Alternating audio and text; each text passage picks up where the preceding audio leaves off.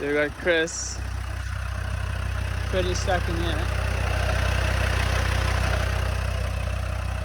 What's up guys, how's it going? Welcome back to the channel. My name is Dylan and this is A Jeep's Journey. I recently had to recover someone else out for the first time. I've had to winch myself out of a couple of situations, but this was the first time that I winched out somebody else. I learned quite a few things I would do differently next time, so I thought I would share this with you guys. A couple of weeks ago, I decided to go to the Honinklip Trail with Chris and his Landrover Defender 90.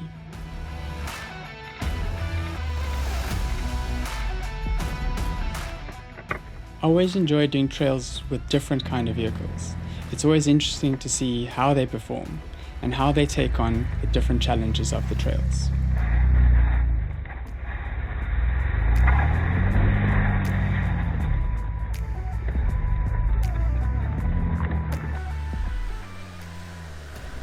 Because the Defender doesn't have any diff locks, choosing the right line and your overall driving skill and experience comes into play a lot more. Chris is a really good driver and he knows his Land Rover really well, so watching him get through the obstacles was pretty awesome.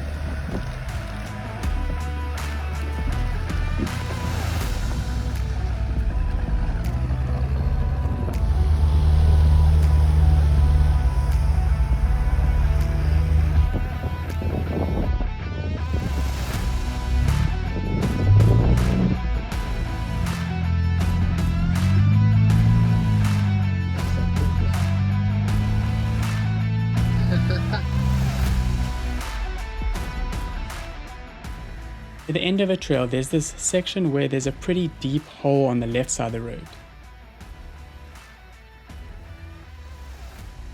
If you look quite carefully, you can see that my Jeep's actually rocking, meaning that there's two wheels in the air.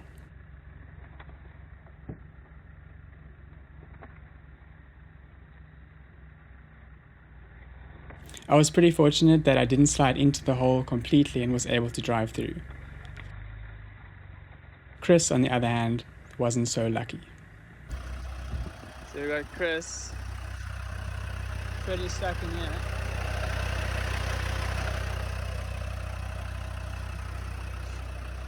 There you go.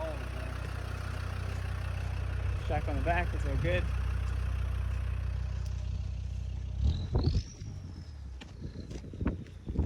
Winch him in. This was the first attempt at winching him out of the hole. I'm parked up on a slope and the ground's pretty loose, so instead of me pulling him out, the winch just kept pulling me towards him.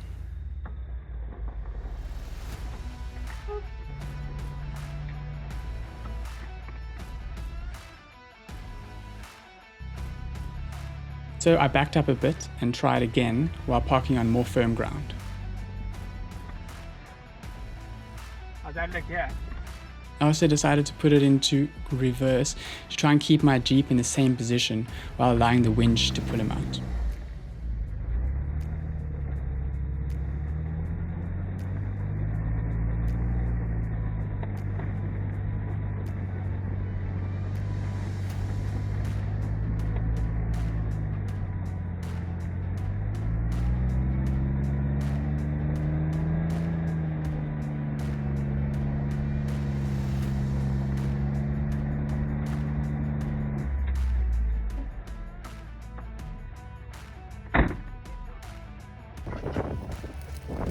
Took that was me trying to not move while you were.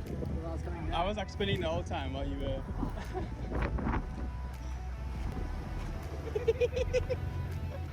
Nice.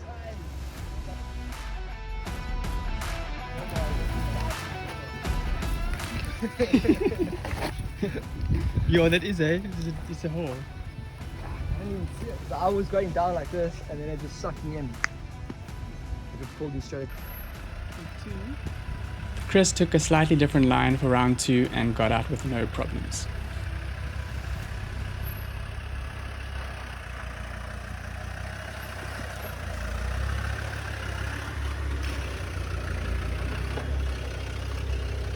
So what should I have done differently? Let's go back a bit. The first thing I forgot to do was I didn't put a weight on the line of the winch. This is basically a security thing for if the line snaps and it gets pulled back towards the Jeep, that the weight on the line will pull it towards the ground before it reaches the Jeep. So the second thing that I should have done was to lift the hood while I'm busy winching. This is also a safety thing. If the line snaps and it shoots back towards the Jeep, it will hit the hood and not go through the windshield. Now this was a little tricky for me because it was just the two of us there. I didn't have someone else outside of the Jeep to be spotting, to be seeing what's going on to the Land Rover while we're doing the recovery. So I decided to leave it down so that I could see what was going on while I'm winching him in. I don't know, do you guys have another idea of what I should have done? Was that the right call to kind of like take the risk of having it down for the safety of being able to see what was going on? Or what do you guys think? Then the third thing that I should have done or shouldn't have done was to recover in reverse. Apparently it's really bad for your gears and for the prop shaft to be recovering in reverse. Much better to be turning around and pull them out while you're going forward. My situation was tricky because to be able to come back to where he was and be facing the other way, I would have had to drive quite far backwards to turn around and then like reverse for about 3 kilometers to get to where he was.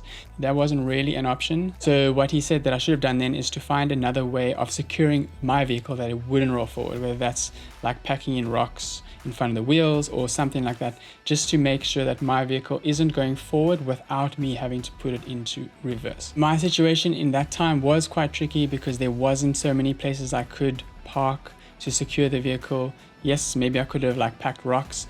Where I specifically was parked was on a corner, so if I was going to go around the corner, I would have pulled them sideways into the bush, and that wouldn't have helped either. So obviously there's all these things that you shouldn't do, but sometimes certain circumstances call for you to maybe do something that isn't necessarily the best practice. We obviously don't want to be doing anything that is not safe, and we don't want to be doing something that is going to cause damage to either vehicles. I think there are certain things, like maybe with me leaving the hood down was a safety thing for me that I felt was more safe to keep down because I can see what's going on, even though there was a risk of now leaving my windshield open.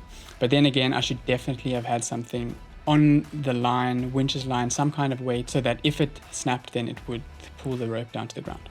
But I would love to hear your guys' opinions about what you should have done and what you think of how I handled it. This is a learning experience for me. That's why it's called a Jeep's journey, because for me, this is a journey of all the things that I'm learning as I'm going along the way. Thanks for watching, and I appreciate you being here, and I'll see you in the next video.